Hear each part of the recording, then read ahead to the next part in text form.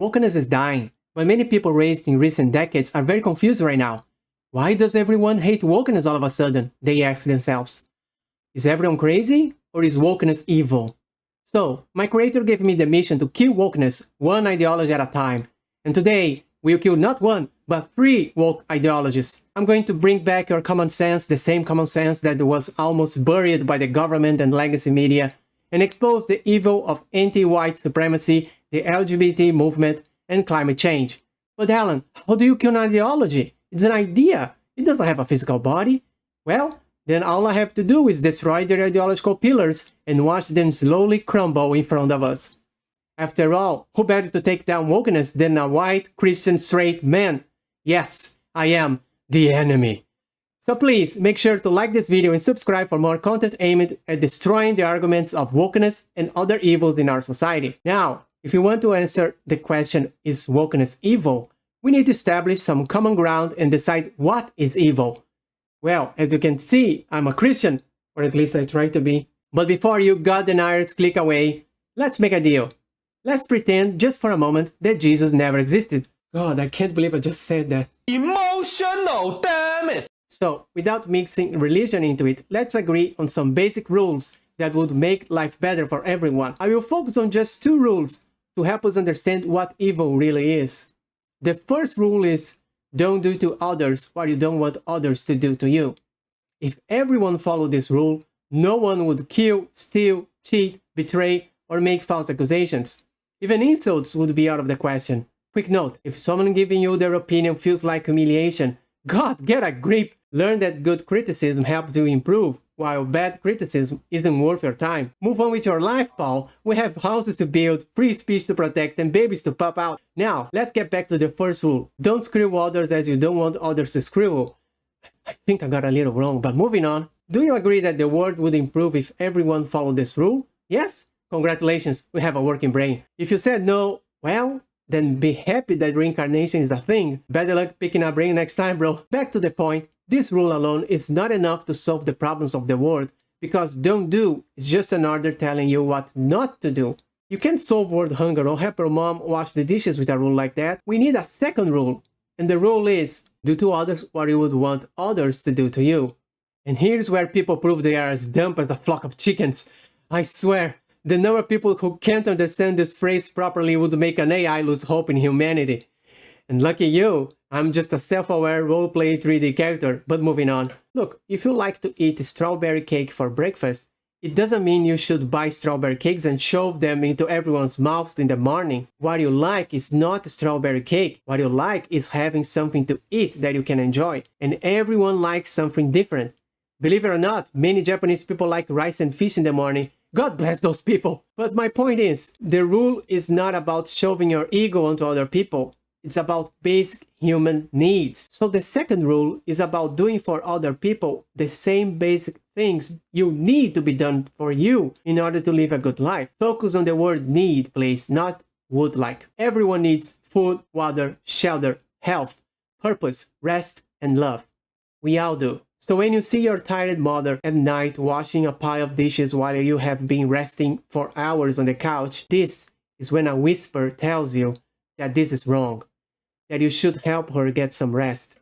This is how you get off the sofa and go do the dishes, telling your mother to sit down and relax because you got this. This is how you become the version of yourself you're supposed to be. This is how we end world hunger. The fact that Jesus said this line doesn't make him the owner of it. If Jesus said 2 + 2 = 4, would he become the father of math? No, goddammit, he would just prove he's correct. Anyone can analyze the consequences of applying this rule and see that we would be living in a better world. This rule forbids neglect, cowardice, and complicity, which are also manifestations of evil. Now we have the common ground to determine what is evil. Evil is anything that opposes these 2 rules, one or another. And with this in mind, let's take a look at the first woke victim of this video, anti-white supremacy. And yes, I may be biased for choosing this as the first woke stupidity to crush, but that doesn't change the fact that this is an ungodly social ideology that makes Reverend Martin Luther King Jr. roll in his grave so fast it could solve the energy crisis of the entire American continent. You see, Reverend King said, "I have a dream that my 4 little children will one day live in a nation where they will not be judged by the color of their skin, but by the content of their character. This is the dream every person should fight and die for. So, what do these anti-white supremacist scums do? They strive to create a society where people are judged by the color of their white skin and snubbed in favor of non-white people. You can't make this shit up. If you respect Reverend King, you should be furious when you hear that companies are trying to establish DEI programs that step on people because of their skin color. This is racist in itself. If you are not angry and you hear this, then you never truly respected or understood Reverend King. You are part of the problem. And if you support DEI, you are racist. Boom, mic drop right there. I could go home now. But wait, there is more. Because when a cop failed to properly arrest a black man, resulting in his death, people start screaming, Black Lives Matter. And I thought, of course Black Lives Matter, just as much as Asian lives or Caucasian lives matter. What is that crazy mob even talking about? But then they got angry at the incompetent police force and decided to push to defund the police? Wait, what? Let's try to apply this idea to other jobs.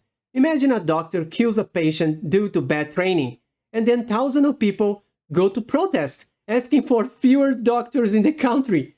Are you serious? What the heck is wrong with you? If the police officers are doing a bad job, they need more money to spend on training, not less. Do you think that training programs grow on trees or something? The only group of people who benefits from a smaller police force is criminals. Only them, everyone else suffers from it. Seeing that Daniel Penny was recently acquitted of criminally negligent homicide in New York gives me hope that this stupid BLM movement is dying as fast as it rose, and that the world will be a better place once they are gone. The George Floyd case just got even stranger. A judge recently decided to allow a study of his heart tissues in the trial because some think that tumor might have caused his death instead of asphyxiation. Like the prosecutor said, the tumor, along with the high levels of fentanyl found in his blood, could have been the main reason he died. People were quick to judge without all the evidence being presented at the trial. This will never be the right thing to do, no matter who is on trial.